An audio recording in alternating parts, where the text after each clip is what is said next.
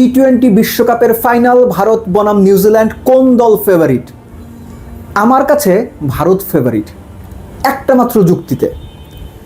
2024 অগাস্টের পর টি-20 বিশ্বকাপ ফাইনালের আগের দিন পর্যন্ত ভারত 2.5 বছরে কোনো টি-20 টুর্নামেন্ট কিংবা টি-20 সিরিজ হারেনি।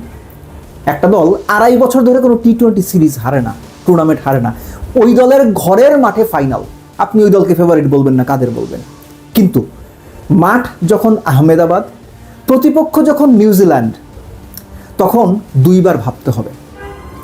এই আহমেদাবাদ ভারতের জন্য খুব পয়া মাঠ কিংবা লাকি স্টেডিয়াম এটা বলা যাবে না। বলা যাবে না বলেই হয়তো একটু সংকোচের জায়গা থেকে, একটু ব্যাট ফিলের জায়গা থেকে শেষ পর্যন্ত ভারত হোটেল বদল করেছে, কেননা ওই হোটেলে থেকে তারা গ্রুপ পর্বে ম্যাচ হেরেছিল, হোটেল বদলে ফেলেছে। So there R some things, যে ব্যাপারটা আমরা যত সহজভাবে দেখছি, যত সহজকে ভারতকে আমরা ফেভারিট মেনে নিচ্ছি, রিয়েলিটিটা ওরকম না।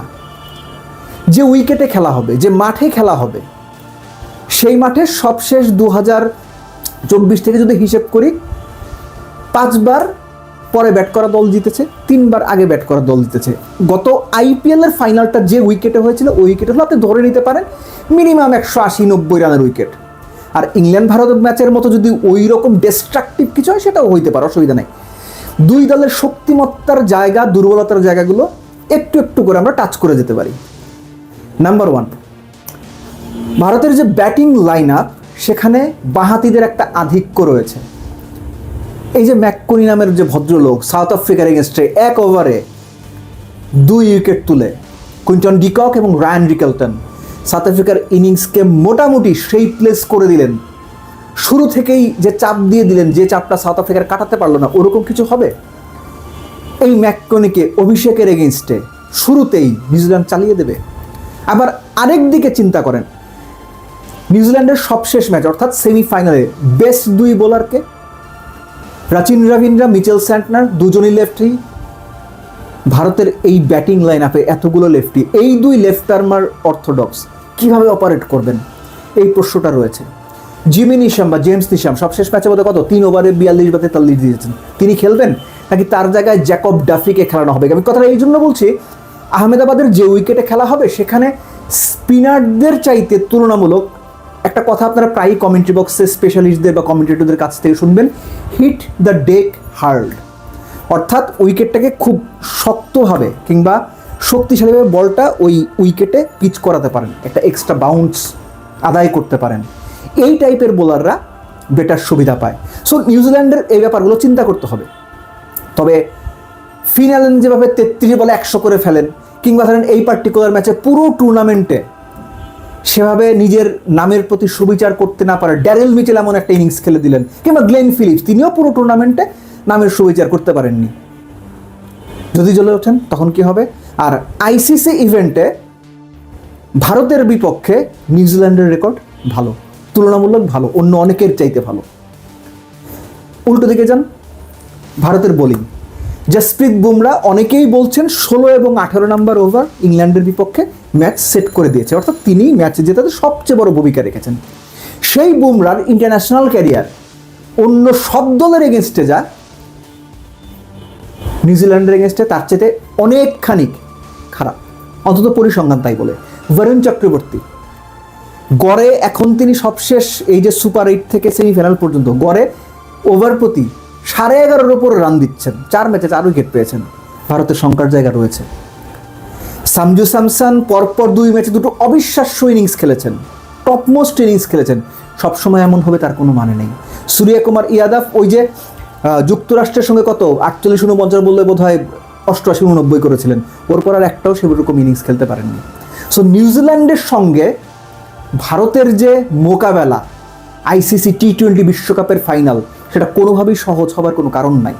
ভারত নামবে, খেলবে, তুরিতে ম্যাচ বের করে নিয়ে যাবে, এরকম হওয়ার সম্ভাবনা ভাই আসলে খুব কম। নিউজিল্যান্ড দলটা হচ্ছে সেই দল যারা প্রতিপক্ষ সম্পর্কে সবাই রিসার্চ করে, কিন্তু নিউজিল্যান্ডের ব্যাপারটা হচ্ছে তারা রিসার্চ যেমন করে, খুব কঠিন পরিস্থিতিতে মাথা ঠান্ডা রেখে ক্যাপ্টেন এবং প্লেয়াররা সেটা এক্সিকিউটও করতে পারে। New Zealand is such a team যারা 2014 বা 2019 থেকে এখনো পর্যন্ত সবচেয়ে বেশি আইসিসি ইভেন্টের সেমিফাইনাল খেলেছে, 6টা সেমিফাইনাল। একটা দল এতখানি ধারাবাহিক, সেই দলকে আপনি রাইট অফ কীভাবে করবেন? কোনোভাবেই পারবেন না, কোনো সুযোগ নাই। ম্যাচটা বা বিশ্বকাপ ফাইনালটা একদম ইভেন। আপনি হয়তো 55-45 বলতে পারেন ভারতের পক্ষে, 49-51 বলতে পারেন ভারতের পক্ষে, একটু হলেও ভারতের পক্ষকে ভারতকে আপনি এগিয়ে রাখতে পারেন, ফাইন, আমি নিজেই মেনে নেব, কারণ আমি নিজেও বলছি ভারত ফেভারিট। কিন্তু নিউজিল্যান্ড এই ম্যাচ জিতে বিশ্বকাপ চ্যাম্পিয়ন হওয়ার সব রকম সামর্থ্য রাখে।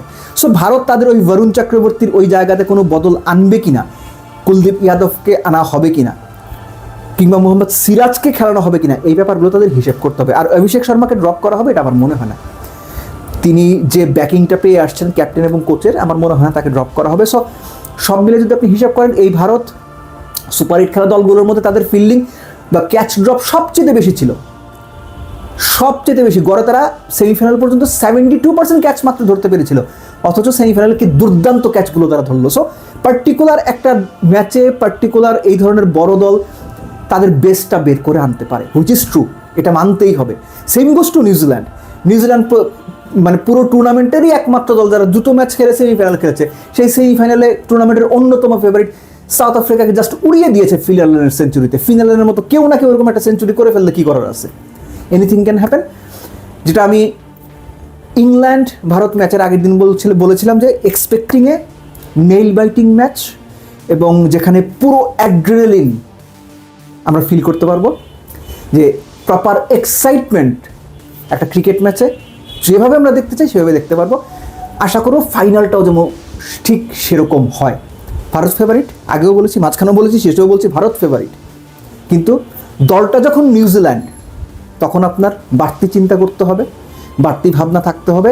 একই সঙ্গে এটা মানতে হবে, আহমেদাবাদের ওই স্টেডিয়ামে ভারতের ট্র্যাক রেকর্ড কিন্তু খুব একটা ভালো না, মনে আছে তো?